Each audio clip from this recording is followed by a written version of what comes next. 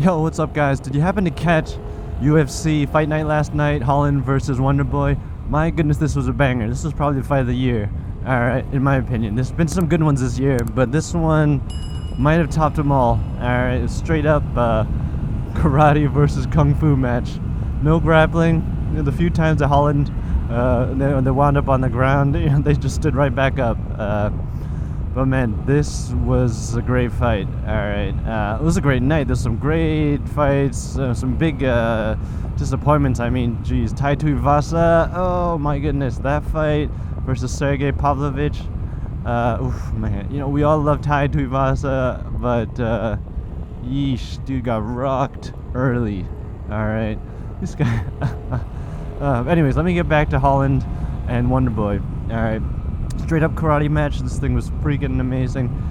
Lasted 4 rounds. You know, Holland cracked Wonderboy early with a good right. All right, and it made an impact. You could see Wonderboy got stunned, and Wonderboy was landing some vicious kicks and punches to Holland the whole fight. And Holland's chin, I don't know, it is just like a granite chin. This guy took all these hits.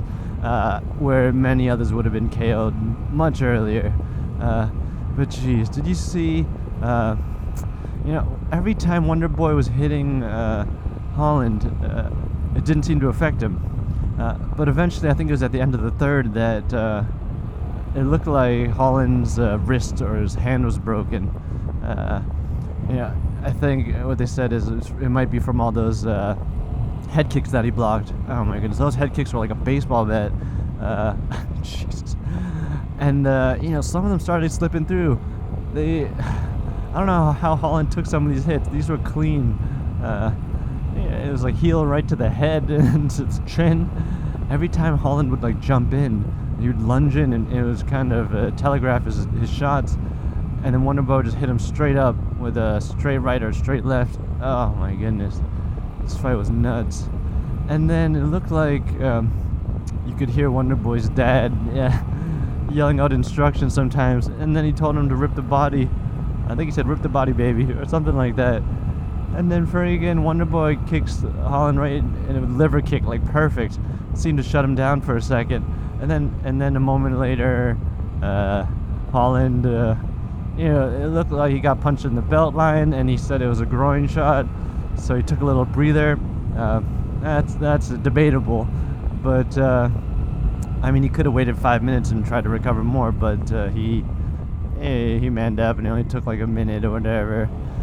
But geez, by that point in the fight, it was just straight up karate display. Wonderboy's not young. This guy's 39 years old. It's amazing. His cardio, able to punch and kick with that volume for that many rounds.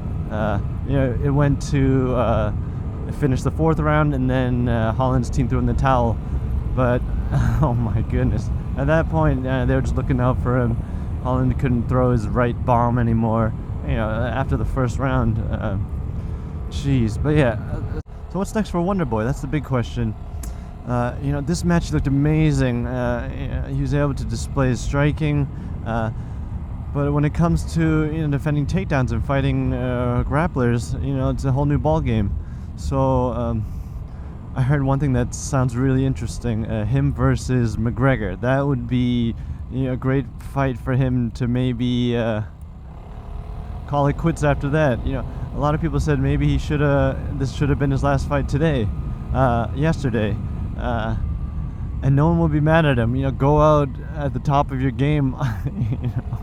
That would have been a freaking amazing finale. You know, put the gloves right then and there in the center of the ring and retire. But, you know, everyone has their own timeline. Everyone, you know, with that display, you'd think he could keep going for a while. But, jeez. Him versus McGregor, that would be sweet.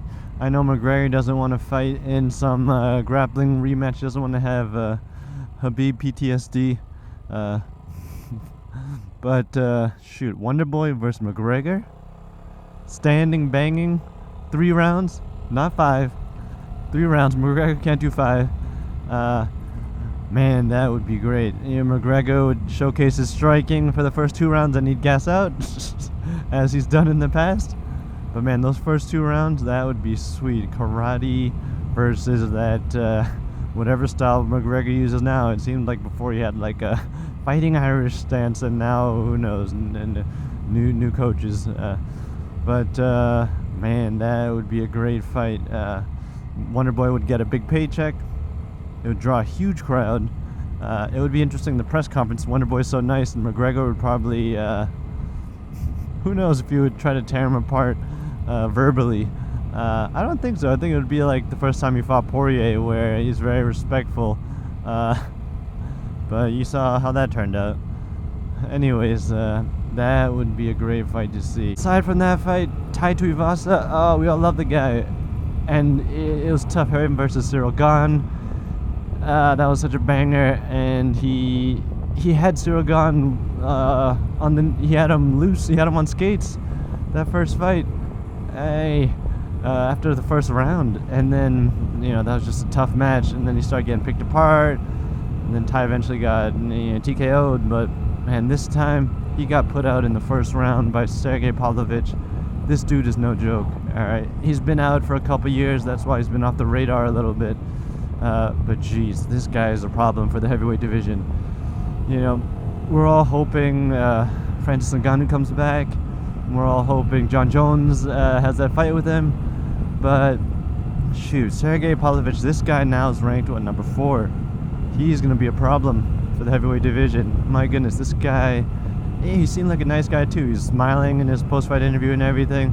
He's just a big Russian dude, my goodness, and crisp and tactical.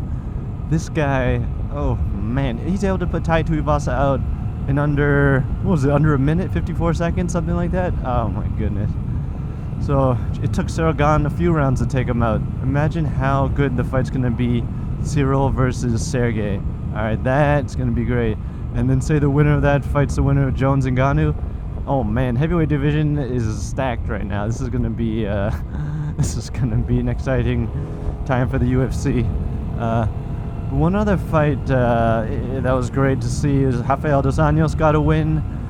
He had it was almost like a neck crank versus Brian Barberita. And another thing that was sweet to see was this amazing calf splitter. This was by Roman Dolidze versus Jack Hermanson. I've never seen this calf splitter before. Oh man, this thing was rough. He got him flattened out on the ground, and it was almost like I don't know, it looked like a figure 4 leg lock around the calf, and Jack Hermanson couldn't even move at this point. He was just disabled on the ground, and all he could do was try to protect his head from ground and pound, and at that point they had to stop the fight. But geez, everyone's going to be practicing that calf splitter now. That thing seemed like a really nice tool to have in your belt there. But what a good fight night.